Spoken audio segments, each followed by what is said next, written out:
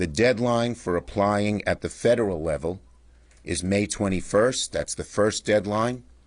And for anyone who wants to apply, anyone from a synagogue, from a mosque, from a church, from a temple, here's the website. Your finger's blocking something. Sorry. Here is the website. And we hope everyone will apply. You don't have to have been threatened. Just the fact that so many people who go to a house of worship are worried that that house of worship may be a target is enough. The grant is a great grant. It allows you to put in cameras so you can detect who might do something to your synagogue. Fences, strong windows, and 2 years ago we modified it so you can actually hire personnel. You can hire security guards as well as get any kind of physical protection you need. It's been hugely successful. New York has benefited more than any other state in our federal program. But now with this additional $400 million, we're urging everybody who might be worried about the safety of their house of worship to apply. I don't have to tell you that the amount of anti-Semitic incidents has gone way up, and we have to do something about that. In 2023, according to the ADL, 1,009 anti-Semitic bomb threats have been tracked. Guess how many there were in 2022? 91. Now it's 1,009. So that's 10 times as many threats today as there was 2 years ago. It's the highest annual number on record.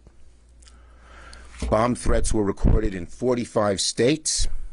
The highest level activity was New York, with Florida, California, Arizona, and Pennsylvania after that. But New York had the highest level of activity, and that's why when I designed this program, it was designed with New York and Long Island in mind.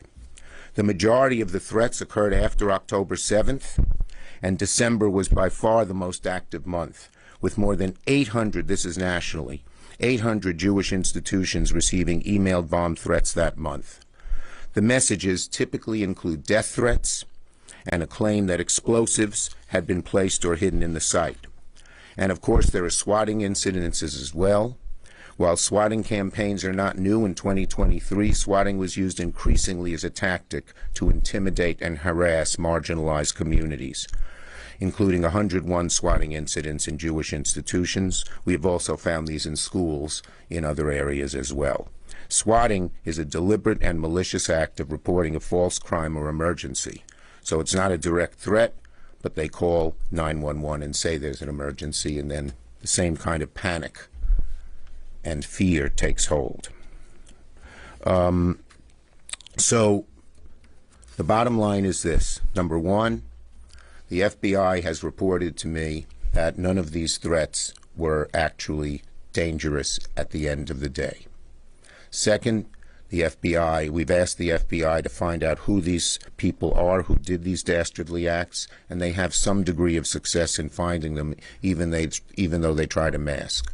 But third, and most important right now, there are ample federal dollars, a new $400 million just passed last week, so that synagogues, mosques, churches, and other houses of worship can apply and get both security personnel to guard their institutions, as well as cameras, fencing, windows that would resist any kind of attack, and other types of physical means of protecting their institutions.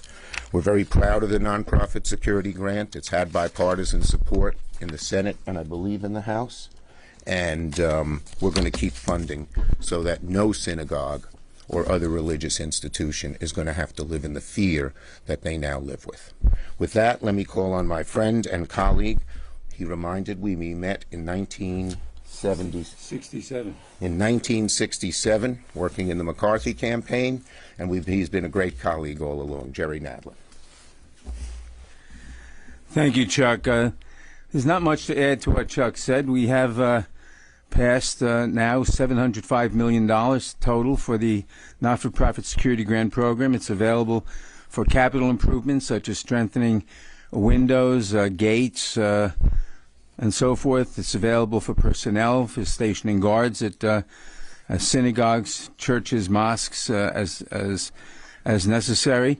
The application date for this year is soon, May 21st, I think it is, and people should be very mindful of that. It's a program that's been going on for a few years.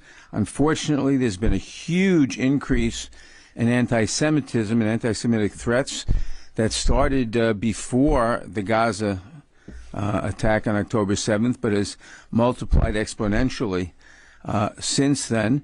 Just in the last few days, as we know, there were these threats, including in my district, congregation Road Shalom on West 83rd Street, and the congregation Bet Simchat Torah, CBST, the gay synagogue on West 30th Street.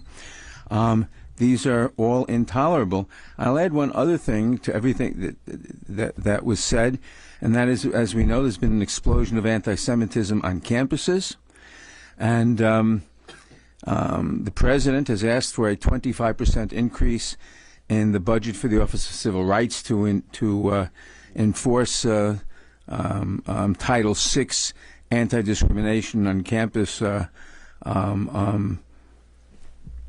laws. The president asked for a 25% increase last year. The Republicans, for some reason, proposed a 25% cut. What was enacted was flat funding. The president has again now asked for a 25% increase. For FY25, the Republicans have again asked for a 25% cut, and hopefully we'll see what happens. But we do have but that program is available and will continue to be. The question is at what level, and we do have both the capital grants and the personnel grants available from this $705 million for the security program, and I'd urge synagogues and mosques and churches to take advantage of it by May 21st. Thank you, Jerry. One thing I forgot to add, Jerry reminded me. I spoke to Rabbi Spratt, the rabbi at the Road of Shalom, one of the 3 synagogues that were threatened, and told him about the grant program. He wanted to be here, but he was officiating at a funeral, but he fully supports what we're doing. And again, we urge houses of worship to apply. Again, I'm going to show you the website. There it is. Please take a look at it. I'll hold it up close and apply. It is www.fema.gov grants preparedness. Okay? Now, Governor Hochul has been a great partner in fighting this kind of hate crime, and she is fully supportive of our nonprofit security grant program, and it's my pleasure to call on Catherine Garcia, the Director of Operations for the Governor. Thank you. Thank you, Senator. Thank you, Congressman.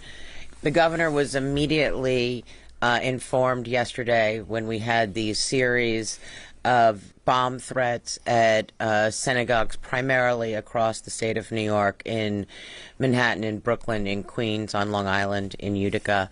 As she herself stated, people need to not only be safe, they need to feel safe, and we cannot allow this rampant fear and anti-Semitism to continue. We're very thankful for the work that our federal partners have done on this grant program, but it is a competitive grant. And so if we don't apply, we will not get the money. And so I want to make sure that everyone across the state who is feeling threatened and feeling like they needed to harden their facilities or to hire security guards are paying attention to that May 21st date. Over the last few years, the state of New York has received anywhere from $25 million to $35 million through this grant that is administered by the Department of Emergency Services and Homeland Security. Last year received $33 million in New York City and another $4+ in upstate New York. But it is very critical at this time that we ensure that everyone is safe, because even if we knew pretty quickly that there was no credible threat through our intelligence center, it is incredibly disruptive for people, particularly when they are trying to attend religious services. But this is open to all nonprofits with specific allocations for religious facilities. With that, I'd really like to thank the Senator and the Congressman for being our partners. I know the Governor wishes she could be here today, and really values the work that you're doing there to make sure that New York is getting the funding it needs as we move forward. Thank you. Thank you, Catherine. Thank you, thank you to the governor as well. We're just going to take questions on this subject, on the NPSG. Yes.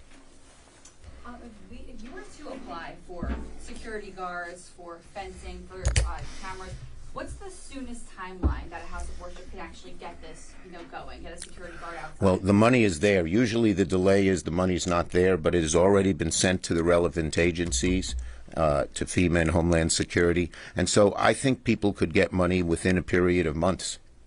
Like 3 months? Well, we don't know how much. It depends on how complicated their grant is and what they ask for. But I think within months, it will not be one of these things that drags out for 2-3 years. You've ensured FEMA will be helping people. Yeah. Oh, and FEMA. We wrote into the legislation that FEMA has people who will help. If you're a small synagogue or a small church or a small mosque, you don't have a grant writer, you don't know what to do. On the website is a place to call at FEMA, and they will help put the grant together for you. And let me just say this. I've talked to so many New Yorkers who now are afraid to go to their house of worship because they're afraid they'll be a target. This at least can give people some assurance that their house of worship will be much safer, with security guards, with cameras, and with everything else. Okay?